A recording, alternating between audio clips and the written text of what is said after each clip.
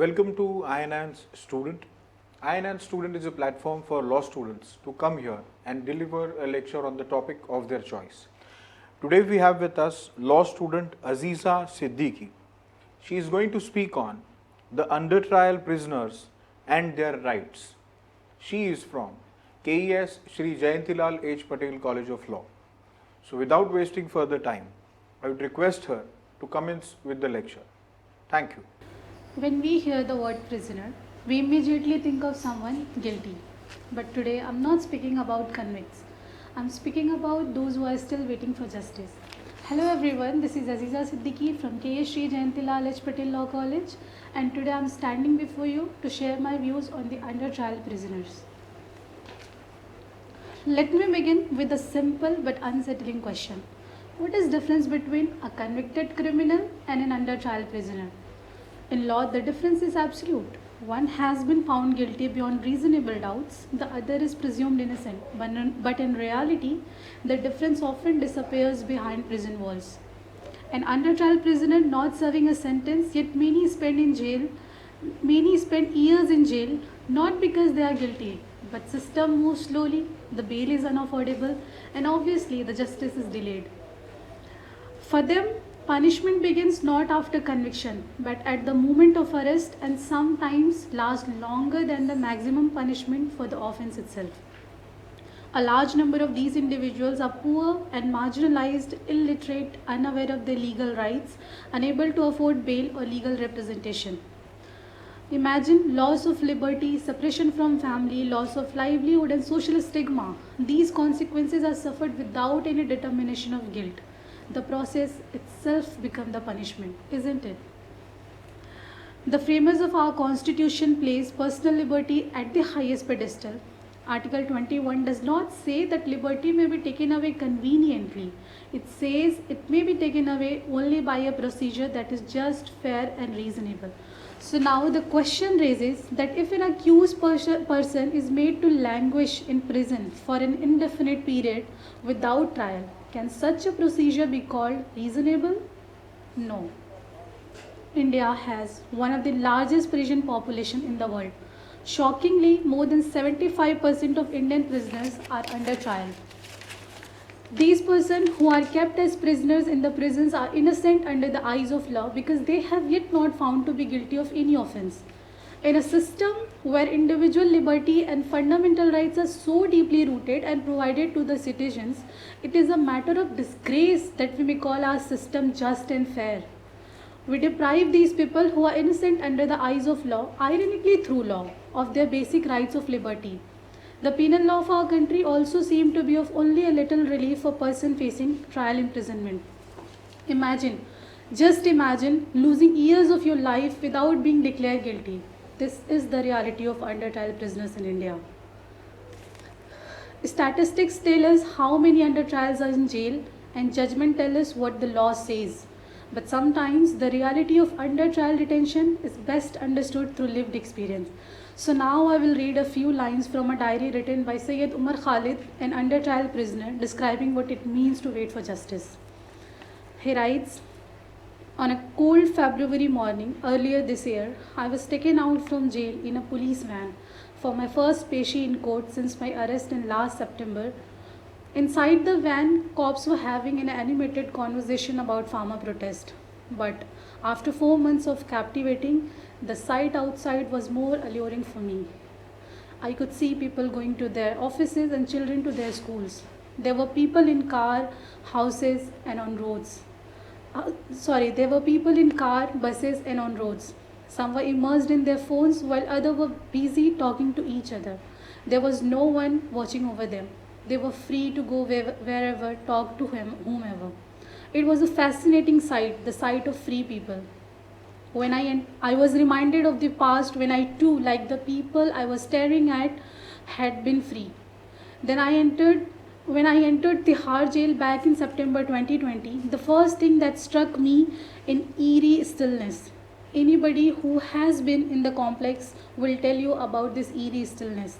It seemed as we had entered a ghost town, surrounded by high walls on all sides, as the police car that was shifting me from police station to jail kept moving.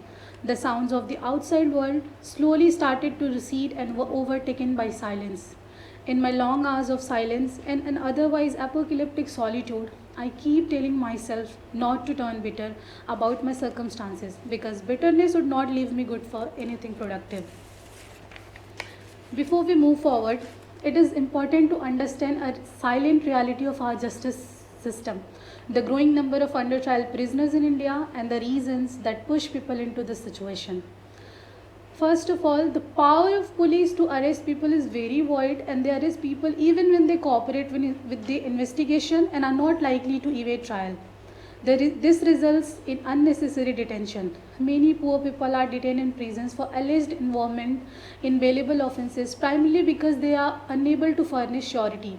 This is a serious concern because in such cases, bail is a matter of right, and people end up spending long periods in jail merely because they are poor.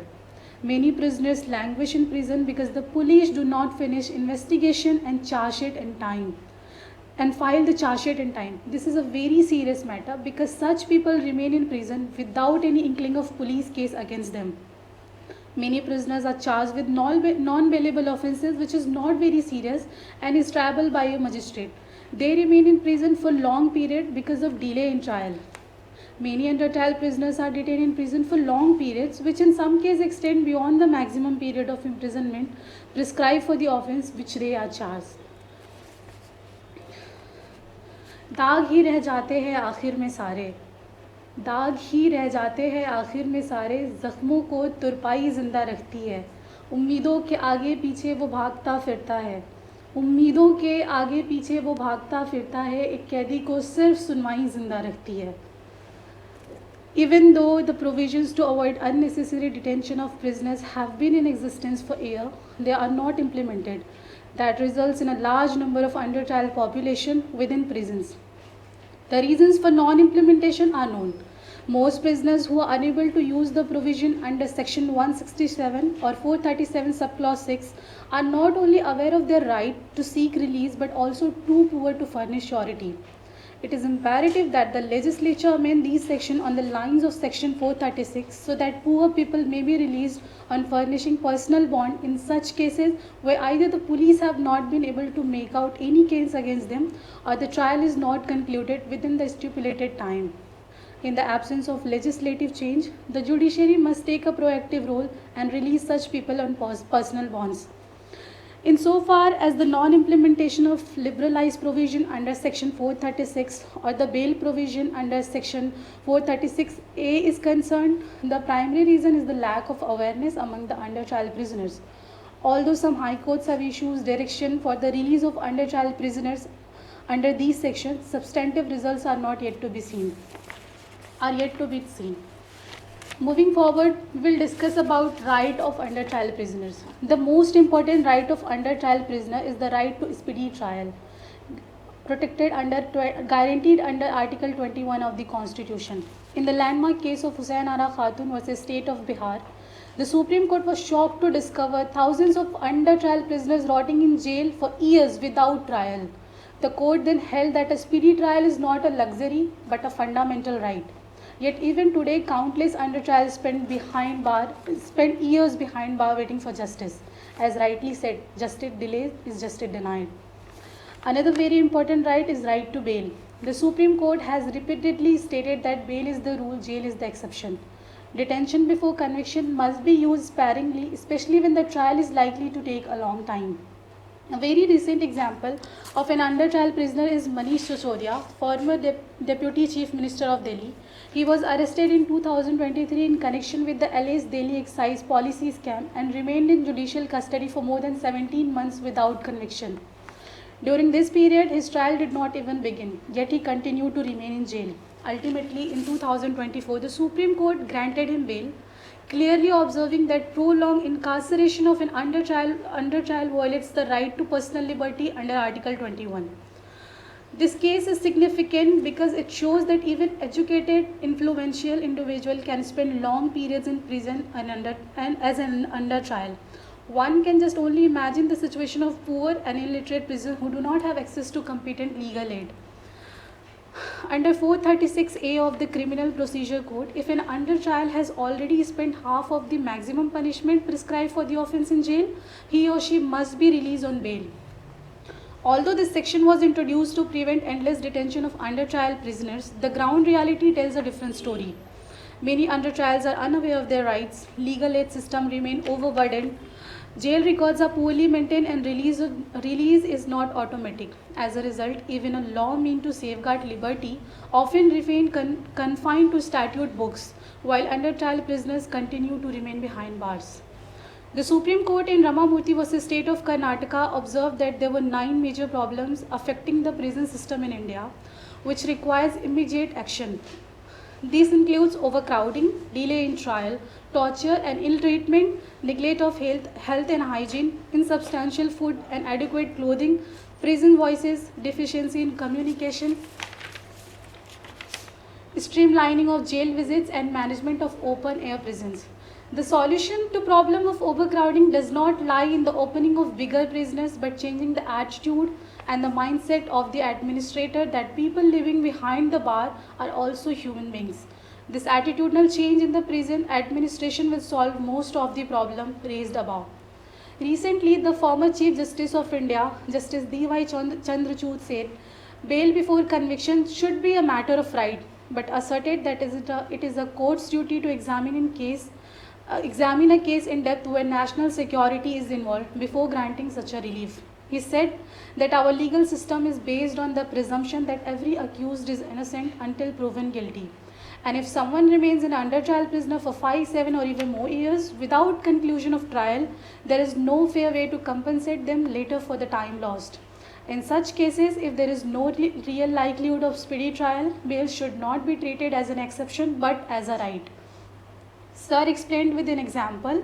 A serial rapist murderer arrested for 7 murders could repeat this crime in society, and that's a classic case for denying bail. Second, after bail, if the person does not appear for trial and flee. Third, if they tamper with evidences.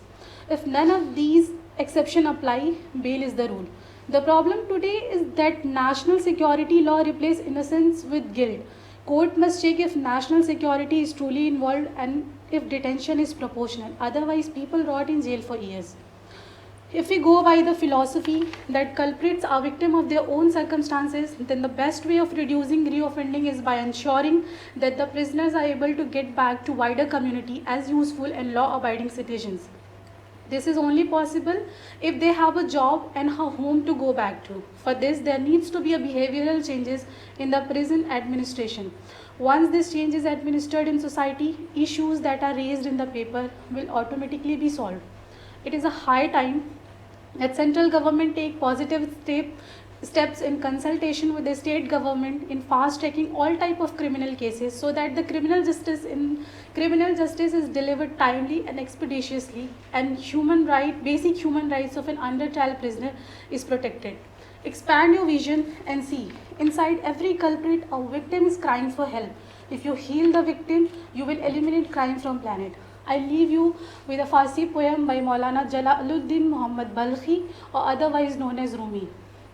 He goes, in this earth, in this pure farm, in this pure farm, let us sow nothing but the seeds of kindness and love. Thank you.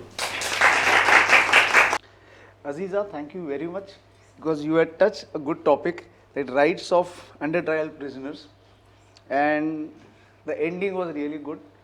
एक फारसी कविता आपने कही, so thank you very much for that. A small token from Hammurabi to you.